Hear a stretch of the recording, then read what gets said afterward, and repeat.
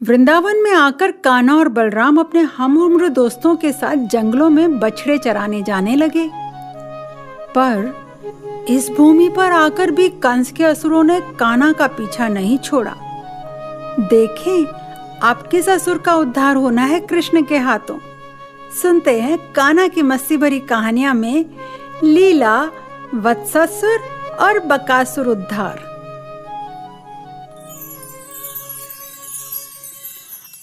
अब जब कृष्ण और बलराम बड़े हो गए तो नंद बाबा ने सोचा कि दोनों भाइयों को ग्वालों का काम सौंपा जाना चाहिए।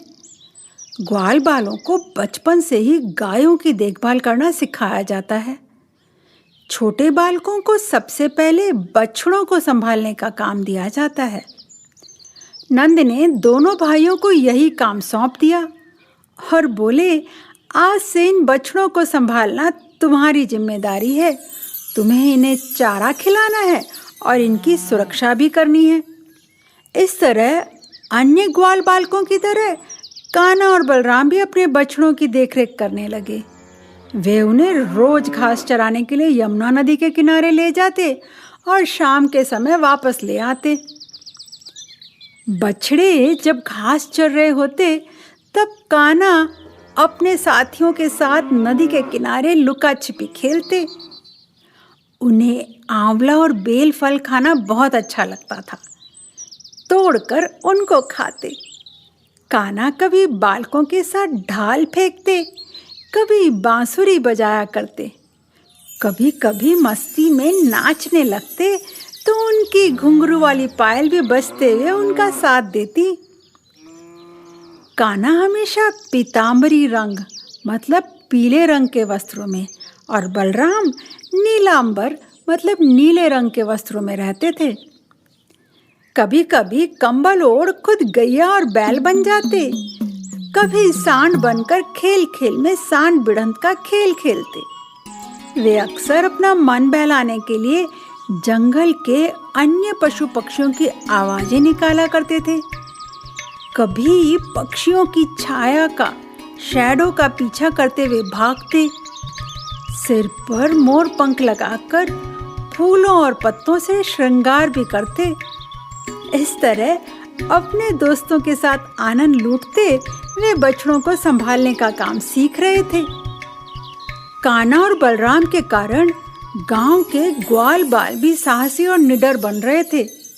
दोनों भाइयों ने सभी को लाठी भांजना अच्छी तरह सिखा दिया था।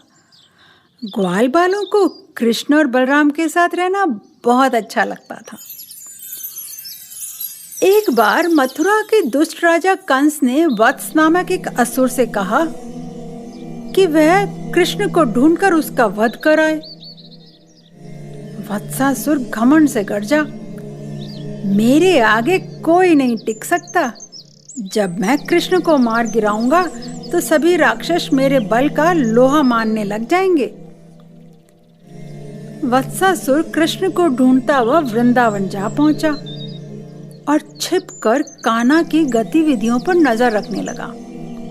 उसने देखा कान्हा रोज बछड़े चराने निकलते थे तो सोचा वह भी बछड़े का रूप धारण करके उनके दल में शामिल हो जाएगा। ऐसे में कृष्ण और बलराम किसी को कोई संदेह नहीं होगा। और फिर वत्सासुर ने बछड़ा बनकर कृष्ण पर हमला करने की योजना बना ली। उस दिन जब सारे बछड़े इधर उधर घास चरने लगे तो कृष्ण और बलराम यमुना नदी के किनारे खेल में जुट गए। तब वत्सासुर ने तत्काल अपना रूप बदला और अन्य बछड़ों के साथ जाकर चरने लगा ताकि दोनों भाइयों की नजर उस पर ना पड़ सके। लेकिन कान्हा को उसी समय कुछ पता चल गया कि कोई न कोई गड़बड़ अवश्य है। उन्होंने बलराम के साथ खेलना बंद किया और उन्हें पेड़ के पीछे आने का संकेत किया। फिर कान्हा बलराम से बोले, दाऊ भैया, वह जो बछड़ा बार बार पूंछ उठाकर गोप बालकों के बीच में दौड़ रहा है वह रूप बदलकर हमारे बछड़ों के दल में शामिल हो गया है। अगर हम थोड़ी सी चतुराई दिखाएं तो उसे पकड़ सकते हैं। तत्पश्चात दोनों भाइयों ने एक योजना तैयार कर ली ताकि दुष्ट राक्षस को पकड़ा जा सके। वे दोनों चुपके से बछड़ा रूपी वत्सासुर के पीछे गए और उसे घेर लिया। वत्सासुर ने अपने पिछले पैरों से कान्हा के कंधों पर प्रहार किया। कान्हा ने झट से वत्सासुर को पिछली टांगों और पूंछ से पकड़कर हवा में गोल गोल घुमाना शुरू कर दिया और तत्पश्चात उसे एक पेड़ की ओर जोर से उछाल दिया। बछड़ा रूपी वत्सासुर पेड़ों से टकराकर धड़ाम के साथ धरती पर गिरा और गिरते ही उसके प्राण निकल गए। बलराम और अन्य ग्वाले राक्षस के मरने पर खुशी से झूम उठे। देवता आकाश से फूलों की वर्षा कर रहे थे। सभी ग्वाल बालों ने कृष्ण को बधाई दी। उन्हें भरोसा हो गया कि कृष्ण के रहते उन्हें उनके बछड़ों को किसी से डरने की जरूरत नहीं है। ऐसे ही एक दिन सारे ग्वाले यमुना नदी पर अपने बछड़ों को जल पिलाने ले गए। जब बछड़े जल पीते थे तब ग्वाले भी नदी में जल पी लेते थे। ग्वाले जल पीकर जब नदी किनारे बैठे तो उन्होंने एक विशाल पक्षी को देखा जो बगुले जैसा लग रहा था। वह एक पर्वत के जितना बड़ा था। दरअसल में वह बक नामक असुर था, कंस का परम मित्र। उसने एक विशाल पक्षी का रूप धारण करके कृष्ण को मारने का नया उपाय किया था। ऐसे विशालकाय जानवर को देखकर सभी डर गए। कृष्ण ने भी देखा वह किसी बड़े चट्टान के समान लग रहा था। बगुला अपने विशाल पंजों और चोंच द्वारा कृष्ण पर हमला करने के लिए उनकी ओर दौड़ा। कान्हा ने यमुना किनारे बगुले को रोक लिया, क्योंकि वे नहीं चाहते थे कि वह किसी गाय को अपना शिकार बनाए।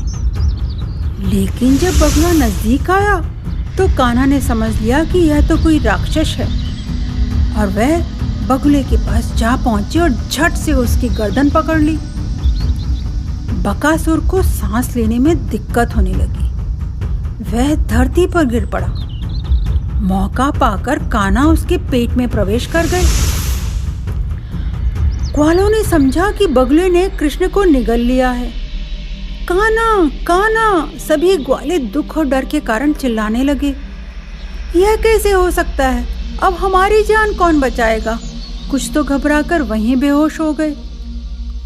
कान्हा ने बकासुर के गले और फिर पेट में पहुंचकर इतनी गर्मी पैदा कर दी कि एक बार फिर बगुला परेशान हो गया और वह सांस लेने के लिए तड़पने लगा। उसे भयंकर जलन भी होने लगी थी गर्मी से। ऐसे में बकासुर ने अपनी चोंच खोल दी और कृष्ण उसके मुंह से बाहर आ गए। सभी लोग हैरानी से उसे देखने लगे। अब बकासुर ने अपनी बची हुई ताकत बटोरी और कान्हा पर अपनी तीखी चोंच और विशाल पैरों से हमला कर दिया। कान्हा ने उसकी चोंच पकड़ी और उसे चीर कर इतनी आसानी से दो टुकड़े कर दिए जैसे कोई बच्चा तिनके के दो टुकड़े कर देता है। इस तरह से बकासुर को खत्म होते हुए देख सभी ग्वाले दंग रह गए। जब कान्हा ने दुष्ट बकासुर का वध किया तो आकाश से देवताओं की खुशी का ठिकाना न रहा। और जब बलराम और ग्वालों ने कान्हा को बकासुर के मुंह से छूटते हुए देखा तो सभी बहुत प्रसन्न हो गए। उन्होंने उसे गले से लगाया और सभी बछड़ों को इकट्ठा कर कान्हा के गुणगान गाते हुए वापस घर की ओर जाने लगे। वृंदावन में सबने जब कान्हा के पराक्रमी काम के बारे में सुना, उनकी इतनी हिम्मत भरी काम के बारे में सुना तो बहुत प्रसन्न हुए। कान्हा हर बार अपने ऊपर होते हुए राक्षसी हमलों से बच निकल पाए। सच में कृष्ण पर नारायण की कृपा है। सभी ग्वाले यही सोच रहे थे। वैसे इन सभी घटनाओं से लोग बहुत खुश होते थे, लेकिन यशोदा माँ, उनको तो अपने लल्ला की सुरक्षा की चिंता रहती थी। हर बार ऐसा कुछ न कुछ हो के और वो उसकी पूजा करवाती, ब्राह्मणों को दान देती।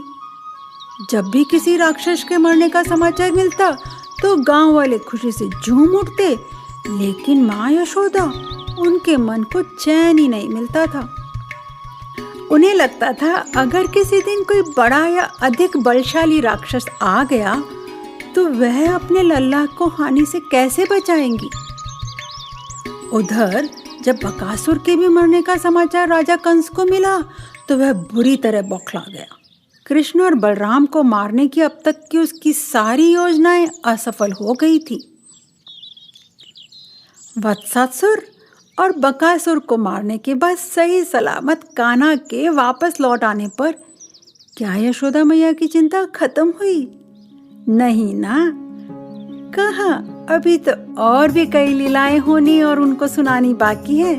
तो सुनते रहे कान्हा की मस्ती भरी कहानियां ईपीलॉग मीडिया वेबसाइट और अपने फेवरेट पॉडकास्ट स्टेशंस पर। अरे हाँ बच्चों, आज की लीला आपने अपनी स्क्रैप बुक बनाई है ना?